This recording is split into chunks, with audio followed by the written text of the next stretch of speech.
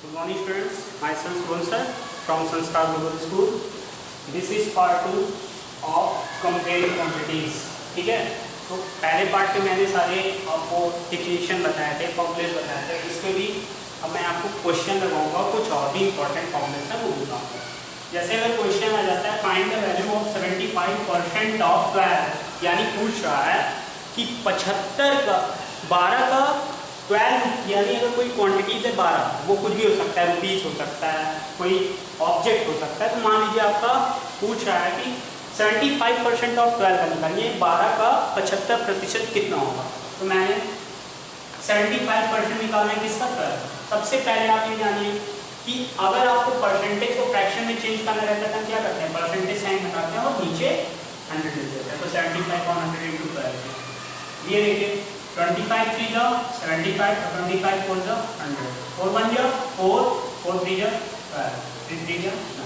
यानी 12 का 75% की जो वैल्यू होगी वो कितना होगा 9. ये आपका क्या आ गया आंसर. फिर नेक्स्ट क्वेश्चन है you ate 3 ice cream cups out of 5 kept in the fridge. आपके घर में फ्रिज में क्या दिया है, 5 आइसक्रीम की कप्स रखी है और उसमें आपने 3 आइसक्रीम क्या कर लिया, खा लिया. तो what percentage did you eat. तो पूछा कि कितना प्रतिशत आपने खाया है.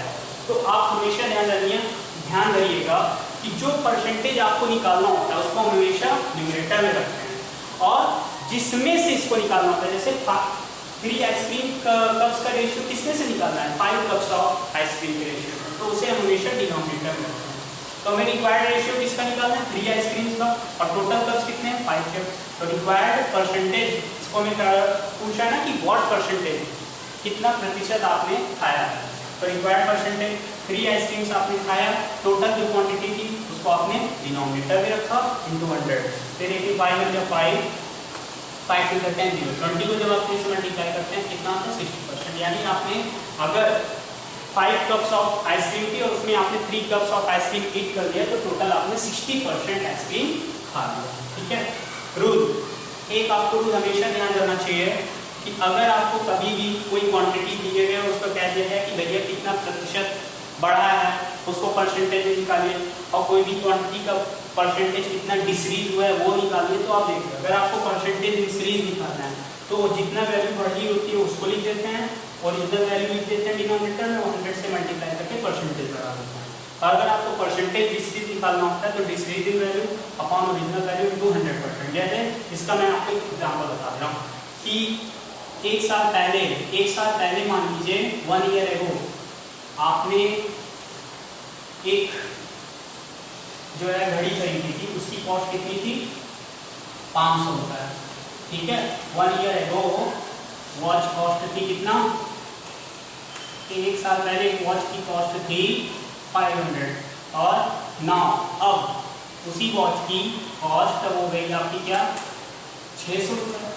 तो क्या हो रहा है, बढ़ रहा है. अब वही पूछा जाए कि कितना प्रतिशत बढ़ रहा है, तो आप क्या करो, कितना रुपए बढ़ा है, तो वही कहेंगे परसेंटेज इंक्रीज अगर निकालना तो जस्ट आप यही फॉर्मूला लगाइए. परसेंटेज इंक्रीज का फॉर्मूला क्या, इंक्रीज इन कितना बढ़ा, पहले 500 था 600 हो गया यानी 100 रुपये बढ़ा. कितने में से 500 में से बढ़ा, तो 100 अपॉन 500 इंटू 100. ठीक है. विजय 100 अपॉन 500 इंटू 100 और यहाँ परसेंटेज का सिंबल लगा दीजिए. 100 बन गया 100 500 5 करते हैं यानी कितना बढ़ा 20% वैल्यू यानी कॉस्ट बढ़ गया. ठीक है. अब आती है डिफिनीशन, आपको ध्यान रखना चाहिए कि सीपी का जो फुल फॉर्म होता है सीपी का होता है क्या, कॉस्ट प्राइस. कॉस्ट प्राइस क्या होता है, the price at which an article is purchased bye dealer. वह कीमत जिस पर कोई भी दुकानदार किसी भी चीज को, किसी भी आर्टिकल को परचेज करता है वो आपका कॉस्ट प्राइस कहलाता है. ठीक है. फिर आता है आपका क्या, सेलिंग प्राइस. तो सेलिंग प्राइस एसपी इसको लिखते हैं.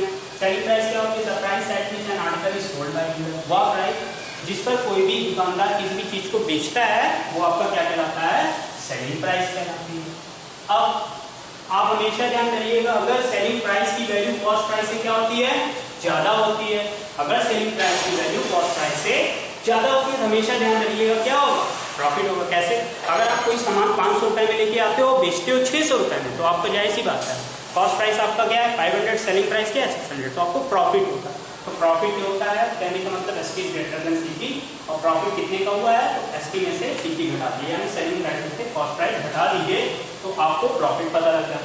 इसी प्रकार अगर आप कॉस्ट प्राइस बड़ी होती है सेलिंग प्राइस से तो लॉस होता है, लॉस का जो फॉर्मूला होता है सीपी माइनस एसपी।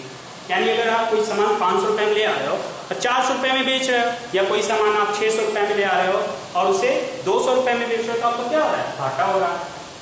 तो ऐसी स्थिति में क्या होता है लॉस होता है, और लॉस निकालने का जो फॉर्मूला होता है वो होता है loss is equal to CP minus SP. ठीक है, अगर वही आपको जो प्रॉफिट हुआ है पूछ ले कि भैया प्रॉफिट परसेंटेज में बताएं, तो प्रॉफिट परसेंटेज में निकालने के लिए आप क्या करते हैं, जितना प्रॉफिट होता है उतना उसको लिखते हैं अपॉन कॉस्ट प्राइस लिखते हैं इनटू 100, और यहाँ पे परसेंटेज का सिंबल लगा देते हैं। इस प्रकार से आपका प्रॉफिट परसेंट निकल जाता है। अभी क्वेश्चन आगे लगवाया है। लॉस परसेंट का क्या होता है, loss percent is equal to loss जितने का होता है वो लिखते हैं अपॉन कॉस्ट प्राइस इनटू 100%।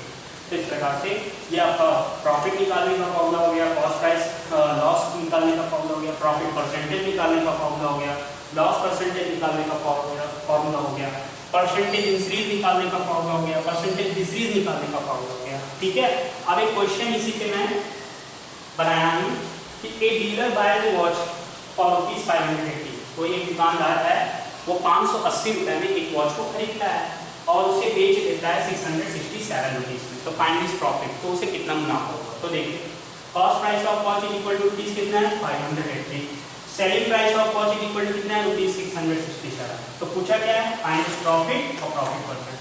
तो सेलिंग प्राइस यहाँ क्या है ज़्यादा है किससे कॉस्ट प्राइस है, तो प्रॉफिट होगा। तो प्रॉफिट निकालने का फॉर्मूला क्या होता है ₹667 माइनस ₹580। तो टोटल जो प्रॉफिट हुआ है उसे कितने का हुआ है ₹87 का।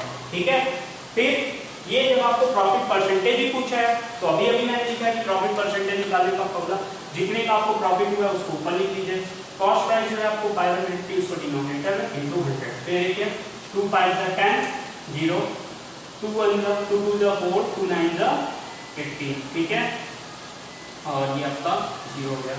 फिर ये 0 कट गया, 29 में जाओ 29 3 हो गया और 37, 3 9 * 27 का 7 कैरी 2, 3 2 * 6 + 2 8, तो 3 5 = 15। ठीक है, इस तरीके से आप कंपेयरिंग क्वांटिटीज को फॉर्मूले को रिमेंबर कीजिए और उनसे सवाल लगाइए। ठीक है, थैंक यू।